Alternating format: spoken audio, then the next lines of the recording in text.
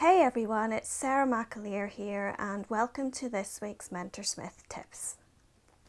So clients at things like craft fairs and little mini shows that you might do where you are in a stall and you've set up for the day and you're waiting for people to come in and out. I mean, many of us do this. I've done loads of craft fairs over the years, some good, some bad. I know it'll be the same for all of us.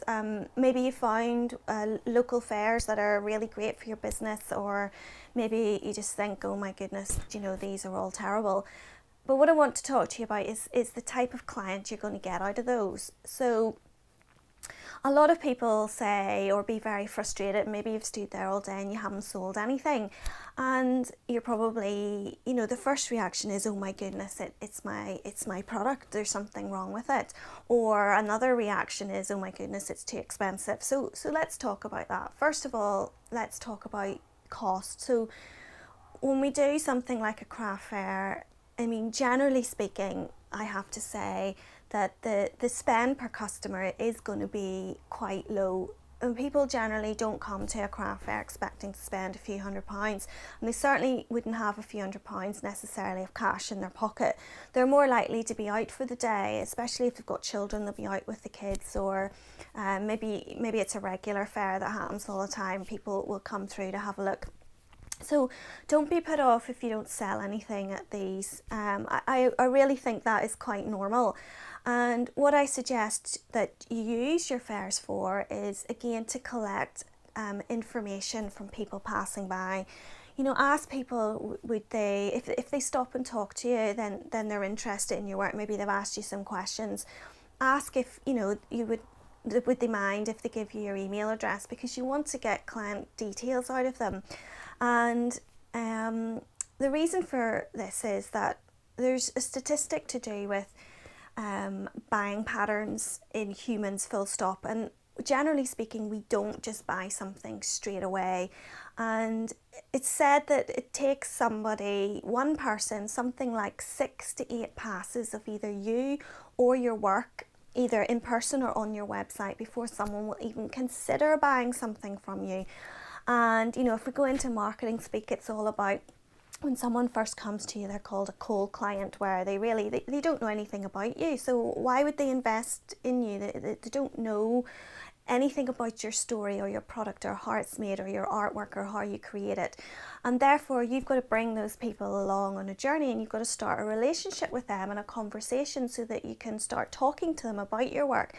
And they need to visit you or have seen you or have heard of you something like 6 to 8 times before what is called, you're basically warming them up, where they go from a cold client to a warm client, and it's only when they become a hot client will they actually consider purchasing a piece.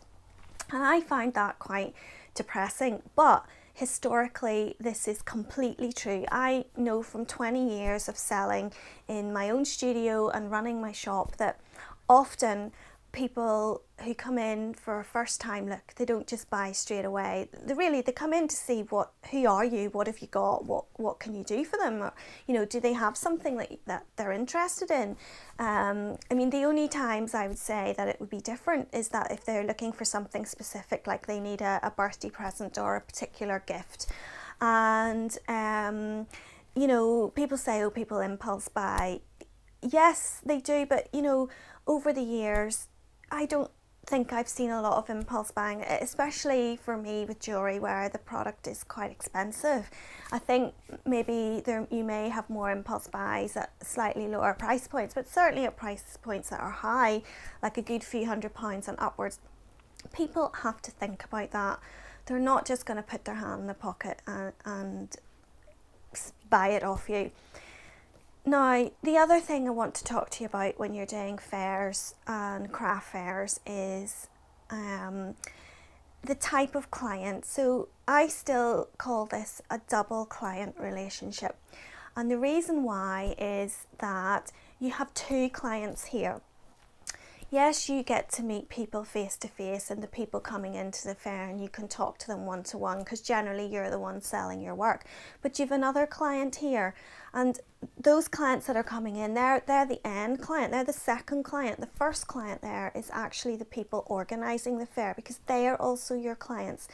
the host or the organisers, and it's very important that you build up a good relationship with them as well, because they're the ones in charge. And if you want to do these things again, and maybe you want a particular stall next time or a particular position that you feel would be better for you, you want to have a relationship with those people. So the organiser and the people running the craft fairs, they are also your client, and they're your first client. And then after that, you've got the people coming into the shows. Now again, sometimes this can be a difficult relationship, because people maybe they're coming to the fair, they're not necessarily coming to see you specifically, so they're coming to the fair as a whole, where it might be a whole mix of people.